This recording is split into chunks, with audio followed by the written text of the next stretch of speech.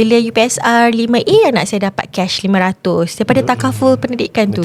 Lepas tu bila PMR dapat cash 700.5. Lepas tu baru-baru ni diorang dah habis belajar, so ada simpanan dana pendidikan ni untuk guna untuk diorang belajar. Saya ingatkan takaful ni insurans je. Kan? Betul. Sebab biasa saya dengar yalah macam kawan-kawan saya ramai ejen takaful apalah.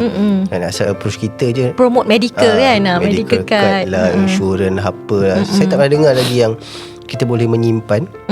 So dia sama lah, maksudnya menyimpan ada dividen semua macam tu. Betul ada. Macam tu. So kita ada lagi satu takaful ni yang Islamik punya lah. Macam insurans ni dia konvensional. So kau boleh pilih plan takaful yang Islamik ni, di mana dia bukan hanya, kita bila takaful ni bukan medical card sahaja. Maknanya bukanlah macam bila masuk hospital je baru di cover, tapi dia ada juga medium yang di mana kita ada simpanan dan kita ada juga dividen.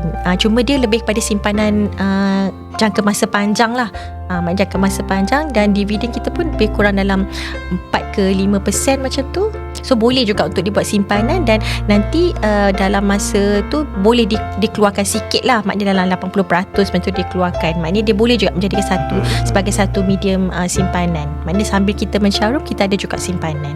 Dia sesuai jugalah untuk mana-mana golongan juga ke? Boleh juga. Macam takaful ni kita daripada baby, daripada umur 14 hari sampai 70 tahun. Macam anak-anak saya, contohnya diorang ada, kita ambilkan daripada baby simpanan pendidikan. So maknanya sebab dia macam ni, kadang-kadang kita kena faham kenapa kita kena allocatekan duit untuk simpanan ni. Sebab kadang-kadang tak sempat. Betul tak kan, kita sibuk nak belanja tu, bayar tu, tak sempat nak simpan.